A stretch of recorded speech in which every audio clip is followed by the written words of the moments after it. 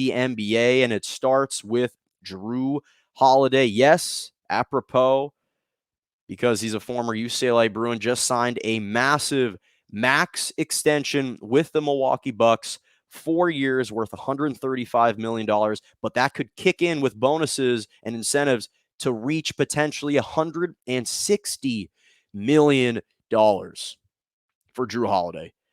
So first, let me say this. I absolutely I'm infatuated with Jrue Holiday because he is one of the most underrespected, underutilized, underappreciated basketball players in the NBA.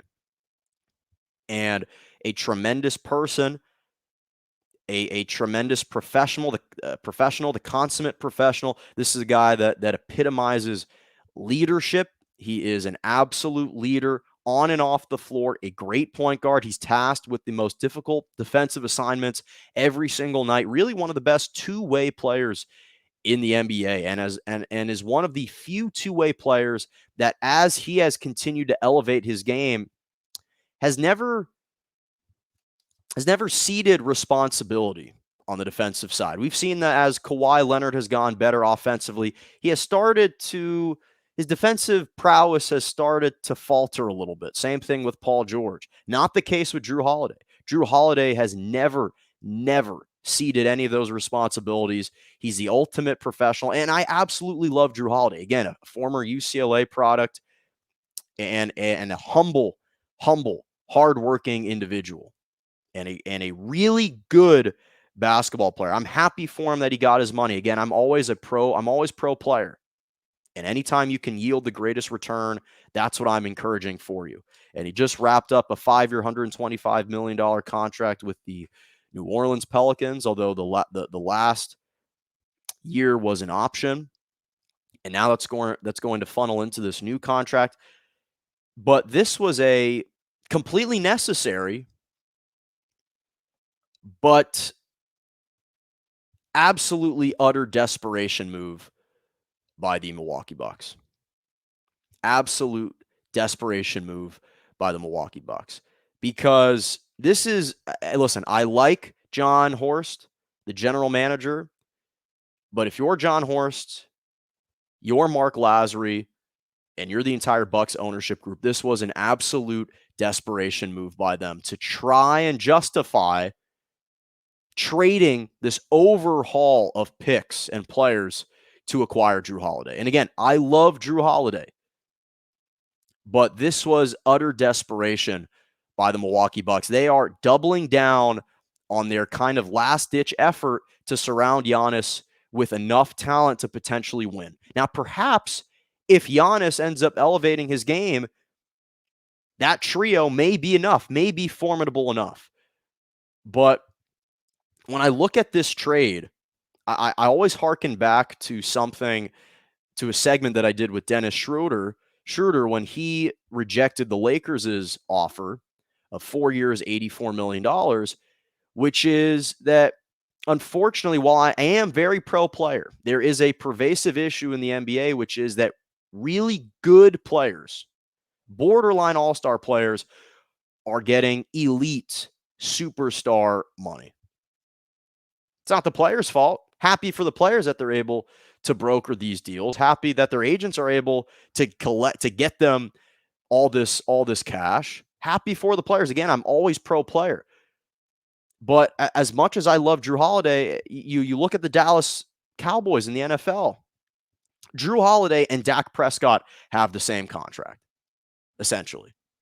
Dak Prescott is getting paid 4 years, $40 million a year. 4 years, $160 million. He's getting paid elite money as a really good quarterback. And this is the ultimate dilemma that teams are facing, especially the smaller market franchises, is that when you have a once-in-a-generation type of talent in Giannis, and you're in this win-now mentality, you have to double down on every move that you make. And so when I look at the Milwaukee Bucks in this situation, the unfortunate reality is the small markets have to overpay for some of these players. And if you're Milwaukee, you understand that players don't just naturally gravitate towards your market, just like it is any small market organization, unfortunately. So you're not going to be signing guys in free agency because players are not going to sign with the Milwaukee Bucks. Major star players are not going to sign with the Milwaukee Bucks in free agency. So you're either going to have to draft them or trade for them, which is the case with Giannis, which is the case for Jrue Holiday. Same thing with Chris Middleton. They drafted him, developed him. But I love Jrue Holiday, but this is a guy for his career who's averaging 16 points, 6 rebounds, 6 assists, 4 rebounds. This year he's averaging 17 points, 5 rebounds, and 5 assists. Really good numbers for a really good player that provides incredible value. And while he's deserving of the $40 million a year, personally, I don't think he's worthy of $40 million a year. I don't think he's worth that much. He's absolutely deserving of the money. Is he really worth that much money? I would argue no. Of course, in fairness, in the postseason, he plays like an all-star. 24. The last time he was in the postseason, 24 points, 6 rebounds, 6 assists. Shot 38% from the three-point line. So he definitely elevates himself to an all-star in the postseason. But again, it's about consistency. Do you consistently produce those types of numbers game in and game out? But the Bucks had no option. This was extremely predictable. This was foreseeable when they made the trade for him. So they had no other option. They had no choice. Once you trade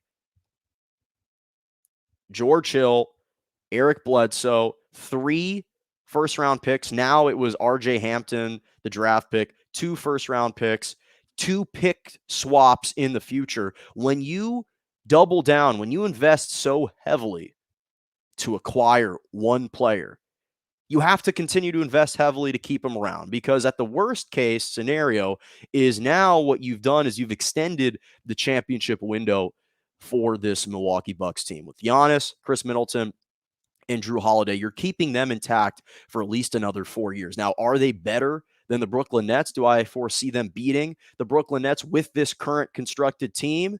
No.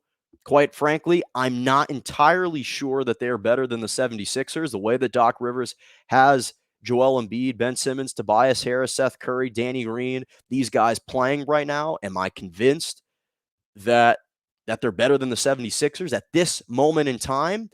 I'm not sure. Could they win? Yes, absolutely. They could absolutely beat them in a 7-game series. Do I know that they are definitively better? I don't. And that's the biggest hurdle. That's the biggest obstacle for them, is they had this was an inevitable move, because you already, again, you traded away so many assets to acquire this guy, to pair him with Giannis. You had no alternative. So again, I think that Jrue Holiday is a really good player. I would have loved to have seen him sign a deal more comparable to that of Gordon Hayward, which was a 4-year, $120 million contract he signed with the Charlotte Hornets. And I think that would have been a very fair, above average, very respectable, not a slight or an insult to Jrue Holiday, paying him $30 million a year. Now it's at least $35 million with the potential to be $40 million. And again, yes, on a year-to-year basis, you're not looking at that as a massive overpay. But I liked him at kind of that 4 years, $120 million. That now the 4 years, $160 million was the max contract that they could offer him. So again, from that perspective, I understand why they made this move. But I just think that this is an issue that we're starting to see, is that a lot of these teams, when you feel pressed against the wall, when you've got a window that's clicking, they just have to make every desperate move that you can. And so this was very predictable. It was the only option for the Bucks. Again, I'm genuinely happy for Jrue Holiday that he got his money. Do I think he is truly worth that amount of money? I'm not sure that I am. I'm not sure that I am. And I understand they're investing heavily in Giannis. This might have been a little bit too pricey of an option. Okay,